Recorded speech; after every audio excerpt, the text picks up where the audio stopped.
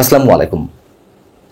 মামলা মোকদ্দমা থেকে শুরু করে জীবনের যে কোনো ঝুঁকি নিয়ে আমরা দেখছি যে আওয়ামী লীগের ঝটিকা মিছিল দেশের বিভিন্ন স্থানে বাড়ছে এবং নিঃসন্দেহে তাতেও আগের চেয়ে নেতাকর্মীদের উপস্থিতি বাড়ছে এবং তারা যে টার্গেটটি নিয়েছে মে জুনের মধ্যে রাজপথ দখলে নেওয়ার, সেটি আসলে কতটুকু সম্ভব হবে। যদিও আমরা এর মধ্যে অনেক কিছু শুনেছি, শেখ হাসিনা দেশে ফিরে আসবেন, দিন ক্ষণ দিয়ে অনেকে ঘোষণা দিয়েছেন, এগুলো অনেকের কাছে আকাশ কুসুম কল্পনা মনে হয়েছে, অবাস্তব মনে হয়েছে। মনে হতেই পারে দেশের যে অবস্থা তাতে স্বাভাবিক প্রক্রিয়া, এগুলো মনে হতেই পারে। তবে আমি মনে করি যে রাজনীতিতে শেষ বলে কিছু নেই, এটি আমাদের অভিজ্ঞতা বলে এবং রাজনৈতিক গ্রামারও সেটি বলে। যাই হোক, এখন তারা যে কতটা ঝুঁকি নিচ্ছে আওয়ামী লীগের তৃণমূলের নেতা কর্মীরা, তা শুধু আমরা বুঝতে পারি তাদের আটকের পরিসংখ্যানের বিষয় যদি মাথায় নিয়ে আসি। সেটি হচ্ছে যে গত তিন দিনে সারা দেশ থেকে আটক হয়েছেন ৪,৭৬৬ জন। আর গত ৮ ফেব্রুয়ারি থেকে ১ মার্চ পর্যন্ত ডেভিল হান্ট অপারেশন নামে যে একটি তুমুল সমালোচিত অপারেশন পরিচালিত হলো, তাতে ২২ দিনে আটক হয়েছেন আওয়ামী লীগ এবং তার অঙ্গ সংগঠনের ১২,৫০০ নেতাকর্মী। এটি পুলিশের তথ্য। এখন মে জুনকে টার্গেট করে তারা রাজপথ দখলে নেওয়ার পরিকল্পনা করেছেন আওয়ামী লীগের নেতারা। সেটি আসলে তারা কতটুকু পারবে? যেহেতু স্বরাষ্ট্র উপদেষ্টা নির্দেশ দিয়ে দিয়েছেন, আপনারা জানেন যে আওয়ামী লীগের মিছিল রুখতে সংশ্লিষ্ট পুলিশ সদস্যরা ব্যর্থ হলে তাদের বিরুদ্ধে বিভাগীয় ব্যবস্থা নেওয়া হবে। এই নির্দেশনাটি এরই মধ্যে বিভিন্ন মহল থেকে সমালোচনার শিকার হয়েছে। একেবারে বেআইনি নির্দেশ, নিঃসন্দেহে একেবারে বেআইনি নির্দেশ, এবং এটি নিয়ে আন্তর্জাতিক মহলেও আমার মনে হয় খুব শীঘ্রই প্রশ্ন উঠবে। এই ধরনের কোনো নির্দেশনা তিনি দিতে পারেন না কোনোভাবে। এখন ধানমন্ডি ৩২ টেলিগ্রাম গ্রুপ নামে একটি গ্রুপে জুম মিটিংয়ে গাজীপুর সিটি কর্পোরেশনের সাবেক মেয়র জাহাঙ্গীর আলম, তিনি দেশের বিভিন্ন জেলা, উপজেলা এবং থানা পর্যায়ের নেতা কর্মীদের উদ্দেশ্যে নির্দেশনা দিয়েছেন। শুরুতে তিনি বলছেন যে আপাতত ফান্ডের সমস্যা, বিদেশ থেকে কেউ টাকা পাঠাতে পারছে না, তাই প্রতিটি জেলায় ঝটিকা মিছিল দিয়ে শুরু করতে হবে। কি হাস্যকর একটি কথা, আমি সে বিষয়ে পরে আসছি। এই মিছিলে থাকবে স্থানীয় ওয়ার্ড এবং ইউনিয়ন পর্যায়ের নেতাকর্মীরা। এছাড়া নির্দেশ রয়েছে রিক্সা, বাসের হেল্পার, অটো চালক সেজে ছদ্মবেশে মিছিলে অংশগ্রহণ করতে হবে। এগুলো তারা পারবে। আমি মনে করি তাদের যে বিরোধী দলের রাজনৈতিক তাদের যে অ্যাক্টিভিটিস আগে আমরা দেখেছি, সেদিক থেকে আমি বলতে পারি এগুলো তাদের অভিজ্ঞতা রয়েছে। এবং নির্দেশনায় বলা হচ্ছে যে নিম্ন পর্যায়ের নেতাকর্মীরা যারা বিদেশে আছেন তাদের বাংলাদেশে পাঠানো হবে। আরো একটি কি ভয়ঙ্কর হাস্যকর কথা, এটি নিয়ে একটু কথা বলবো। যদি ১,০০০ নেতাকর্মী আসেন, প্রস্তুত থাকতে হবে যে ২০০ জন আটক হবেন মিছিল থেকে, ৮০০ জন রিজার্ভ থাকতে হবে। খুব ভালো তাদের পরিকল্পনা, এটি বলতে হবে যে গোছানো পরিকল্পনা। ৬৩ জেলায় অন্তত ১৫ লাখ লোককে জমায়েতের পরিকল্পনা করেছে দলটি।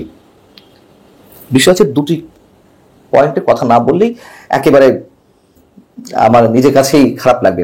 একটা হচ্ছে কোন দুঃসাহসে এবং কোন নির্লজ্জতায় নেতা কর্মীদের প্রতি, আমি অন্য কোনো উদ্দেশ্যে বলছি না, এই কথা বলেন যে বিদেশ থেকে ফান্ড আসছে না মানে বিদেশে যে নেতারা রয়েছেন তারা ফান্ড দিচ্ছেন না। হাজার হাজার কোটি টাকা লোপাট করে, রাষ্ট্রীয় সম্পদ দখল করে যে নেতারা পালিয়েছে আওয়ামী লীগের, তারা দলের জন্য করবে না, ফান্ড দিবে না, এটি হতে পারে? কিন্তু হচ্ছে। এর আগে আমি বলেছি, যারা হাজার হাজার কোটি টাকা লোপাট করে, দুর্নীতি করে, আওয়ামী লীগকে সমালোচিত করে, জনগণের মুখোমুখি দাঁড় করিয়ে বিদেশে পালিয়ে যাওয়ার পর তারা এখন পার্টিতে যান। আর তৃণমূলের নেতাকর্মীরা জীবনের ঝুঁকি নিয়ে রাজপথে নেমে আসেন। আর একটা কি নির্দেশনা দিয়েছেন, মানে তিনি জানিয়েছেন যে পরিকল্পনা রয়েছে বিদেশের নিম্ন স্তরের আওয়ামী লীগের নেতাকর্মীদের দেশে ফিরিয়ে আনা হবে এই ধরনের আন্দোলনের জন্য।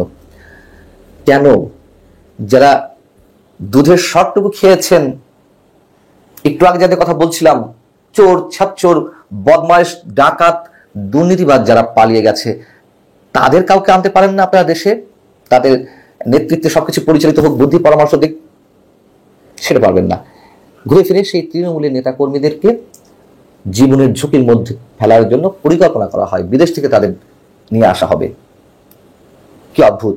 তবে আর যে পরিকল্পনা, সেগুলো নিশ্চয়ই ভালো, অবশ্যই।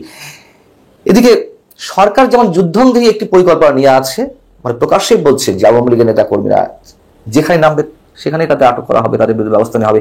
ঠিক সরকারের king's party, NCP, National Citizen Party বা জাতীয় নাগরিক পার্টির মানে এই যে দলের বিপ্লবীরা, তারা তো নিজেদেরকে বিপ্লবী মনে করে।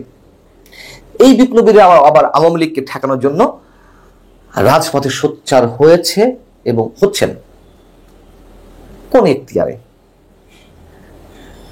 আমরা বারবার বলছি আওয়ামী লীগের যেসব অপকর্মকারী, যারা ঘুষ, দুর্নীতি, দুর্নীতি লোপাট সহ বিভিন্ন অপকর্মের সাথে জড়িত, তাদের বিচার করা হোক।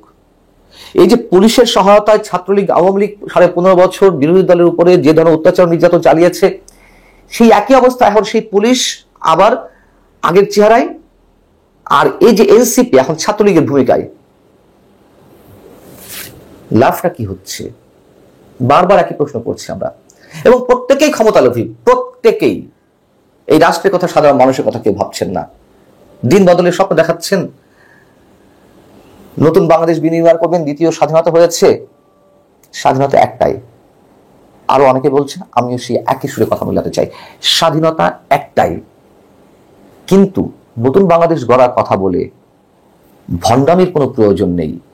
বলেন, আপনারাও সিলেক্ট একটা রাজনৈতিক দল, আপনারাও অপরাজনৈতিক সংস্কৃতির জায়গা থেকে এগুলোর মুখোমুখি দাঁড়াবেন, আওয়ামী লীগের মুখোমুখি দাঁড়াবেন, বলুন না, আমাদের কোনো আপত্তি নেই। কিন্তু এগুলো করে কোনো লাভ হবে না। যদি আওয়ামী লীগকে নিষিদ্ধের যে দাবি উঠেছে সেটিও করা হয়, আওয়ামী লীগ এইভাবে রাজপথে নামবে। এবং আমি বরাবরই বলে আসছি, নিষিদ্ধ করে কোনো লাভ হবে না। এবং আওয়ামী লীগ আবারও তার অবস্থান সুসংগঠিত করবে, সময় লাগবে। যেমন বিএনপি মার গুতা খেয়ে তারপরেও তো রাজপথে ছিল, হয়তো তুমুল কোনো আন্দোলন গড়ে তুলতে পারেনি। আবারও সেই সরকারি হামলা, পুলিশি হামলা, সরকারি দলে ক্যাডারদের হামলা ছিল তো। বিএনপি তুলনায় তো আওয়ামী লীগ আরো প্রাচীন দল, সবই বুর্জোয়া শক্তি, এদেরকে নিঃশেষ করা যাবে না। পুলিশ বলছে ছাত্রলীগ নিষিদ্ধ সংগঠন, তাই তারা মিছিল করলে গ্রেপ্তার করা হবে। আর আওয়ামী লীগের বিষয়ে বলছে, ঢাকা মেট্রোপলিটন পুলিশের অ্যাক্ট অনুযায়ী কেউ সমাবেশ করতে চাইলে পূর্ব অনুমতি নিতে হবে, অনুমতি না নিলে অবশ্যই গ্রেপ্তার করতে হবে। সমাবেশ করতে গেলে অনুমতি নিতে হবে, ঠিক আছে, মিছিল করার জন্য কি অনুমতি লাগে? অনেক কিছু দেখেছি তো আমরা এই পর্যন্ত। লাভটা কি হয়েছে? কিছুই না। মাঝখান থেকে সাধারণ মানুষ ভয়ঙ্কর আতঙ্কের মধ্যে থাকে, সাধারণ মানুষের জানমালের ক্ষতি হয়। এই দেশের সংস্কৃতি, রাজনৈতিক সংস্কৃতি এতটুকু পরিবর্তন হচ্ছে না। ক্রমশ এই অপসংস্কৃতি নিম্নগামিতার দিকে যাচ্ছে। আমাদের মুক্তি নেই। এই যে আওয়ামী লীগকে ফ্যাসিস্ট বলে যা কিছু করা হচ্ছে, তা আরো বড় ফ্যাসিস্টের পরিচয় তুলে ধরা হচ্ছে মানুষের সামনে। আওয়ামী লীগ চুরিচামারি করেনি, সে কথা আমরা কেউ কিছু বলছি না।